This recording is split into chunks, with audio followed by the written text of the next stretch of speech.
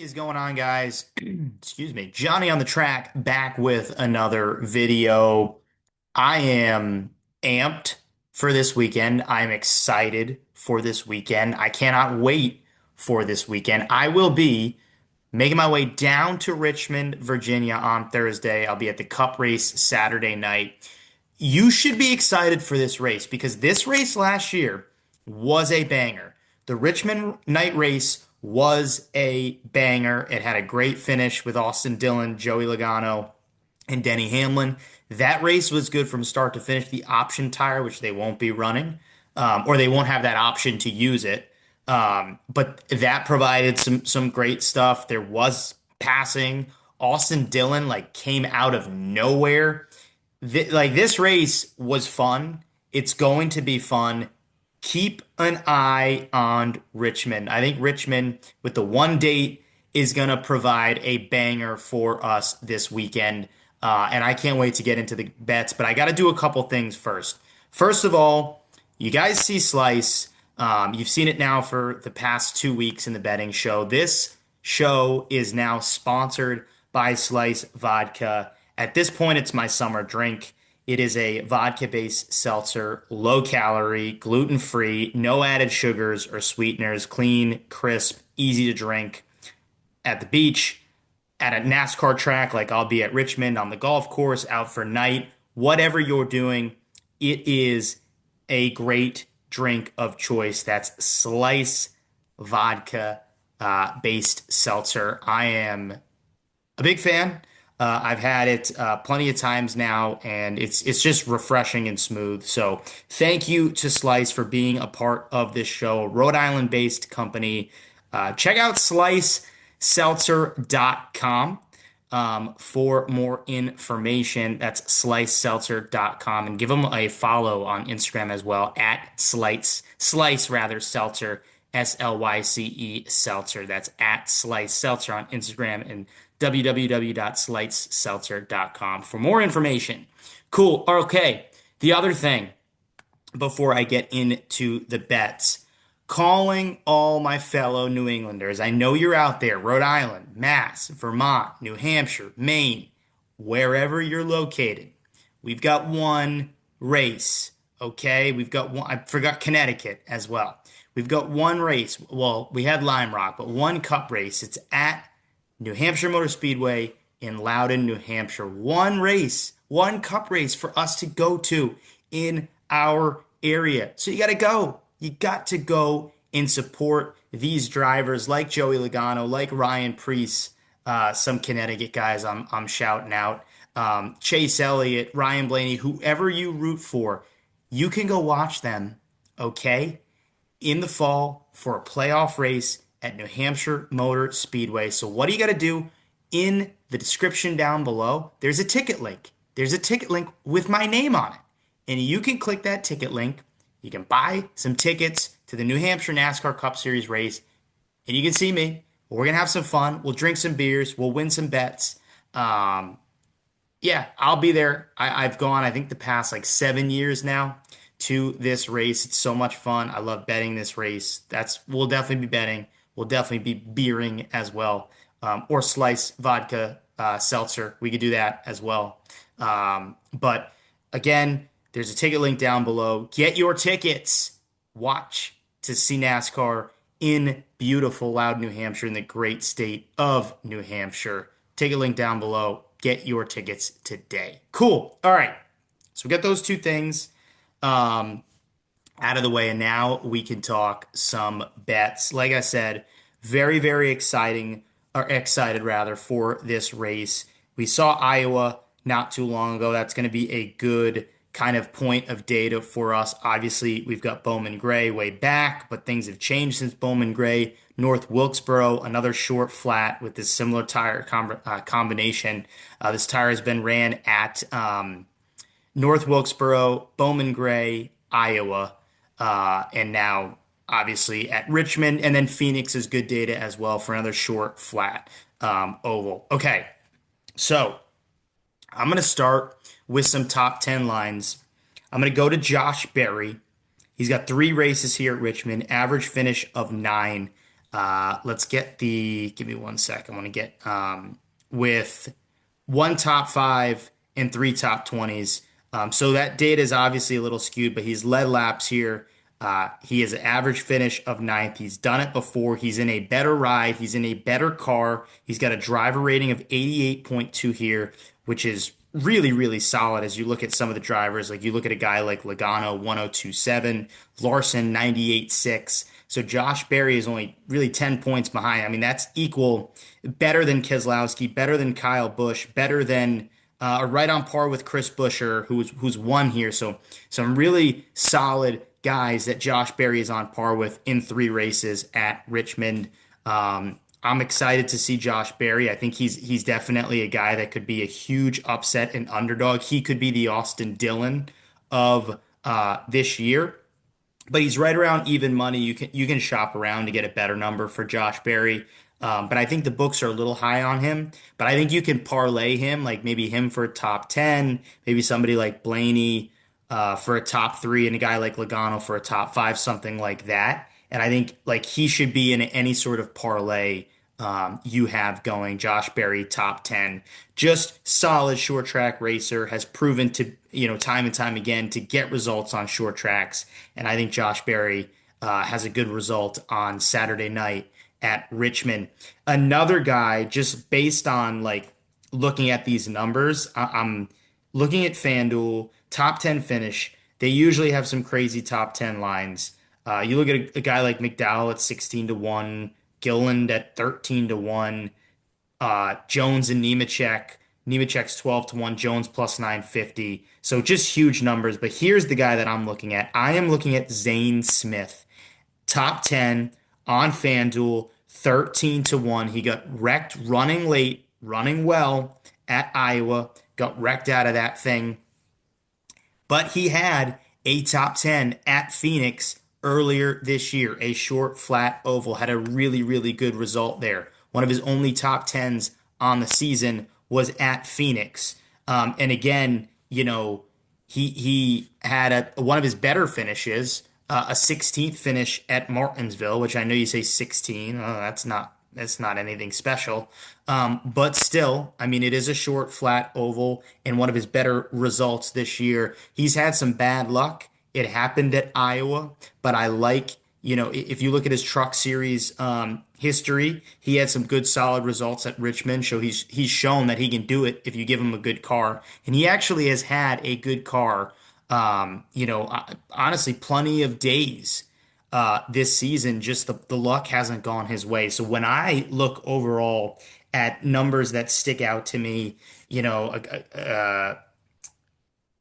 what am I? AJ Allmendinger 22 to 1. You look at the numbers, it doesn't work. 27 to 1 for Cole Custer. Nope.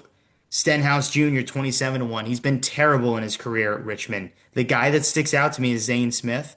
I think he can bring a car that can be kind of on par. We obviously know they have a good alliance now with Penske.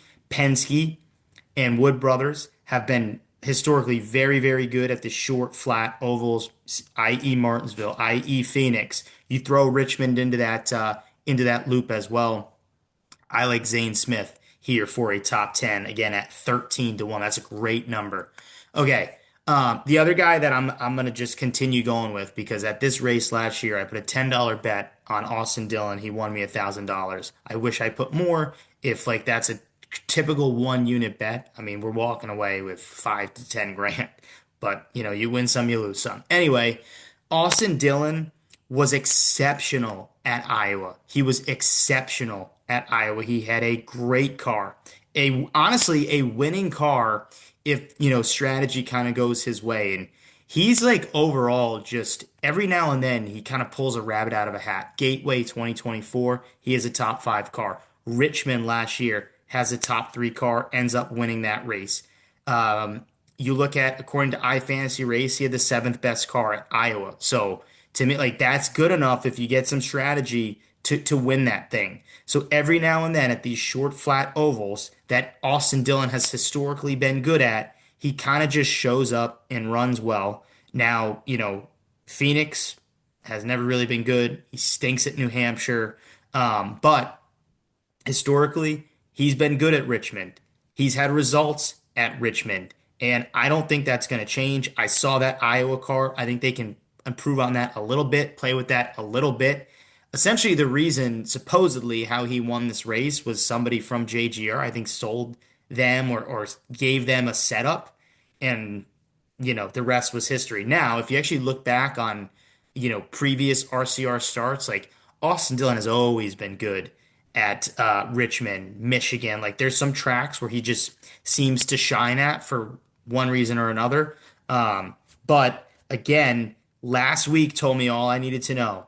Or sorry, Iowa told me all I needed to know that Austin Dillon can bring a capable car, and he's proved that he can win this race. And you can talk all the smack that you want about Austin Dillon wrecking Logano and wrecking Denny Hamlin on that overtime restart.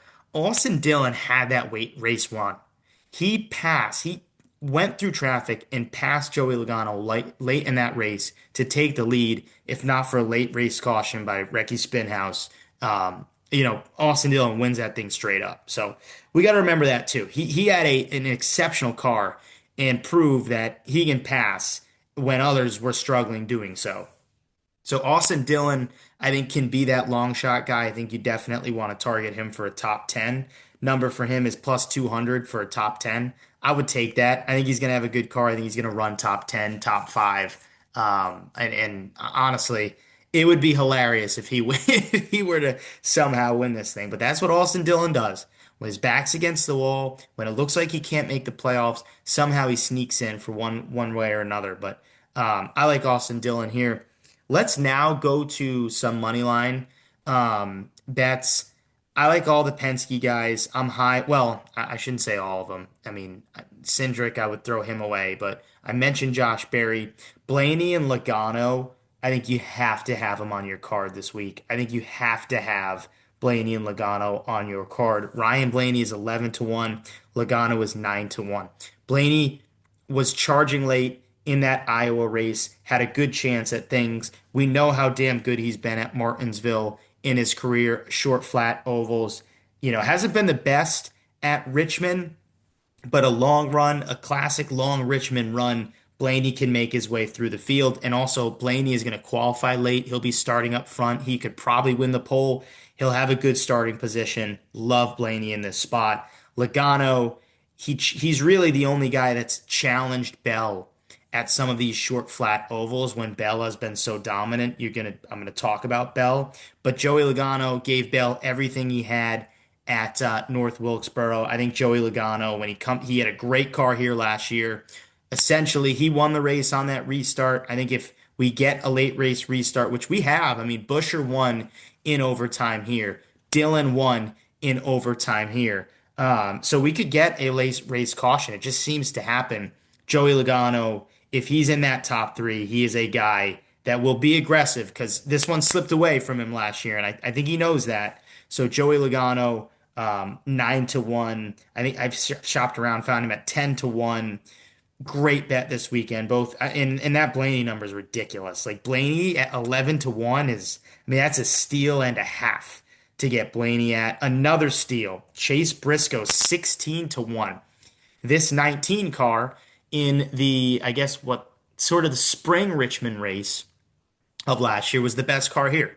It was the best car here. Denny Hamlin got the best of Martin Truex Jr., who was running that car at the time, late again on an overtime restart. We talk about another one where Hamlin won that race in overtime, but Truex was the dominant car. We've seen like Chase Briscoe has been exceptional this year. He's had good results in his career at short flat ovals, especially at Stewart-Haas Racing. Now you're going to put him in a car like this. He was very good at Iowa. You're going to put him in a JGR car at a short flat oval. Forget about it. Again, he had a great result last weekend as well, so he'll qualify. You should bet him to win the pole because he just seems to do that every week. Chase Briscoe, though, 16 to 1, an absolute steal to get that car and that driver and that hot team at that number after the performances we've seen. I mean, you got to bet Chase Briscoe for the money line. And then I don't love the number, but Bell has just owned short flat ovals. He's owned short flat ovals. He finished second So he'll probably go out last to qualify. That's always an advantage. A little bit less of an advantage at short tracks, but still usually an advantage. So I think track temps will change. I think Bell can win pole as well, but he'll probably, by all means, start in the top five. So you're looking at guys like Blaney, Bell, and Briscoe who are all going to be starting in the top five, and you can get two of those guys past the 10 to 1 number. I mean, that's insane to me. Bell plus 450. I mean, I don't really, to be honest with you, see how that number changes because I just know Bell is going to be really good. That's just what he does. He'll probably lead the most laps here. Maybe he'll win, maybe he won't. But I mean, that number is not going to change because Bell's going to qualify up top. He's going to run up front for most of that race. I think there's better ways you can attack the board, but I think you have to have Bell on your card in some fashion. Like you could go JGR winning team, you could go Toyota to win, something like that, and assure that you have Bell. Um, so there's different ways to bet Bell, but you got to have him. You have to have him because I mean I think he could put on a clinic. This weekend, sort of like what he does at New Hampshire. Okay, one more bet for me, and there's still. I mean, you could go different ways. You could go Chris Buescher 20 to 1, who again he's gonna be starting up front. Keselowski 22 to 1. That's a good number. He was the best car at Iowa. I think he's going to have another great car this weekend at Richmond in a must-win scenario. Obviously Keselowski has had success in his career at Richmond. In the next gen era, three top tens, has an 86.2 driver rating, which is one of the higher driver ratings, has an average finish of 11.3, which ranks him eighth among active drivers. So it just shows you even, when we've seen performance dip for Brad at RFK, he's still been good at Richmond. He's led 103 laps here as well. But last place I'm going to go is I'm going to take RFK for a winning team bet. Buescher, again, he's been great here. He's won here in the next gen era. He's got two top fives, three top tens, five top 20s in six races. Average finish of 12.7, average start of 15. He's led 88 laps. He's got a 90.8 driver rating. Everything you're looking for, Chris Buescher has it at this track. He'll be starting up front.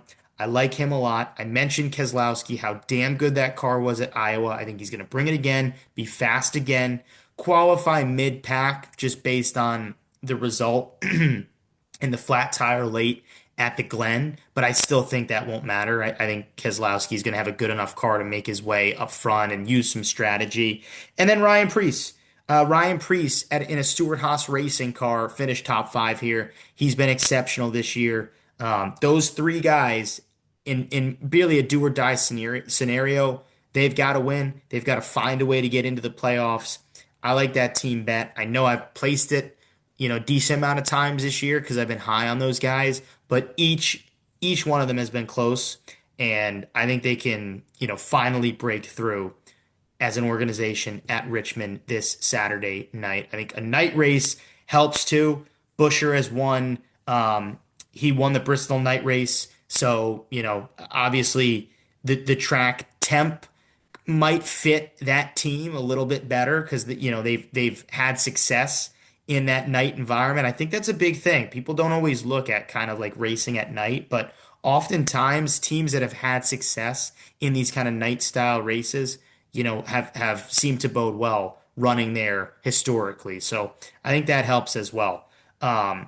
It's going to be a big card because I'm going to be there, and I just feel confident that the final card that I put out on Johnny on the Track on Action Network at JOTT_podcast on X will be a winning card.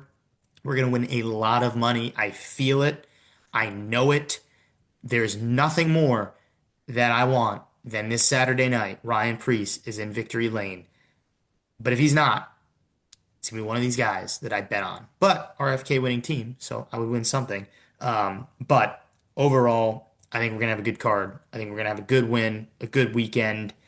Want to know what you guys think? Put your thoughts in the comment section below of who you're targeting. Are you excited for Richmond? Am I overreacting? I shouldn't be. I mean, I think this is going to be a great race, but put your thoughts in the comment section below and your bets in the comment section below. Give this video a like. It goes a long way for the channel. And please, please, please hit that subscribe button down below for more motorsports betting content and more general motorsports content as we're able to do so. Thanks for watching. Stay tuned for great Richmond content because it will be up and on the channel.